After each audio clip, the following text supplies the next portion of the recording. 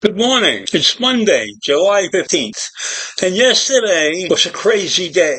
It started with my house being filled with smoke because I left something in the oven and forgot about it, and it filled the house with smoke, and it was a terrible situation. So I'm screwing around all morning trying to get the smoke out of the house, opening as many windows as I could, and I couldn't find my fans. So that's how Sunday started off for me. And now, Monday, I'm looking at something to talk about because I don't want to talk about my foolishness and how I let something in the oven get away from me. But that was my own fault. I was trying to accomplish something that hadn't been done for a long, long time, and I was using the wrong equipment. But in the end, the house was filled with smoke, and I couldn't open enough windows fast enough. And then this morning, I'm looking to talk about something, and I want to talk about Trump. And I find out that he had been shot in the ear. Somebody attempted to assassinate him. A young man who was 20 years old from some city in Pennsylvania, not far from where Trump was campaigning, shot him in the ear. And Trump was lucky because from the distance this guy was shooting, they said he was an easy target. But meanwhile, the shooter got killed by a team who follows Trump around, and their job is to assassinate potential killers, while another team is there to protect the president. And that team did a good job. As soon as the president put his hand to his ear, 5 or 6 Secret Service agents were all over him, protecting him. And you could see a picture of Trump raising his hand with the blood on his face, telling the crowd he was okay. And he took him to the hospital in Pennsylvania, and then he ended up back in New Jersey late at night. And President Biden was one of the first people to call him and find out how he was doing. And of course, we have some of Trump's supporters declaring that President Biden is the one who ordered the assassination of Donald J. Trump. Now, we can expect a lot of things that any candidate might do to his opposition. But I think that in this country, it's always a fair fight. And I don't believe that anyone in a position of power would go around ordering people to assassinate their opponents. So I think that Representative Mike Collins, the Republican from Georgia, claimed Joe sent the orders. And that's what he wrote on Twitter. That's an insult. An insult to the people of this country, an insult to President Biden, and a shame on the Republican Party.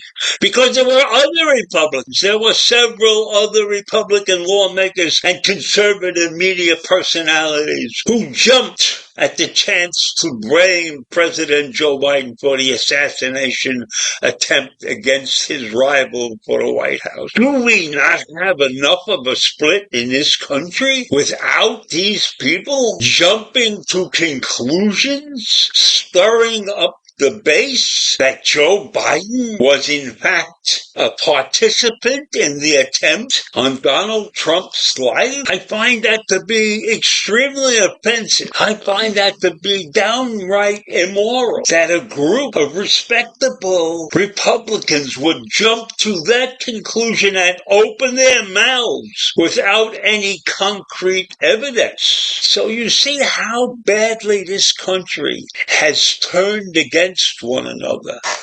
When you have people in authority, people who are voted into office by populations within this country, and the first thing out of their mouths is President Biden had something to do with this assassination attempt. Is that to fire up the base to vote for Donald Trump? Somebody with a half a brain will look at this and say, do I want Trump to be president when and we have these lunatics siding with him? Don't these people realize that there's a downside to the lies that they were professing? They could ruin Donald Trump's campaign. Right now, Donald Trump has the sympathy of many, many out there because he was shot in the ear.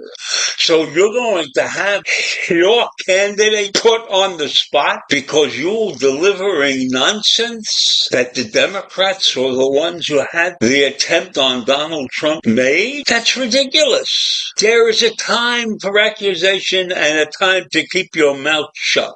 And this was the time for those Republicans to keep their mouth shut. They could have said, we don't know what's happening. We have to investigate. But they came right out and accused Biden of having a hand in the assassination attempt on Donald Trump. Is this a third world country? Do we have that type of political situation now? Are we going off the wall? I say no. I say the people who are off the wall are the people who are standing behind Trump and have the nerve to accuse Biden of being a part of this assassination attempt. This was a 20-year-old kid who attempted to kill him with an AR-15 or something like that. This was not a politically motivated attempt. This is a sick person who attempted to take Trump's life.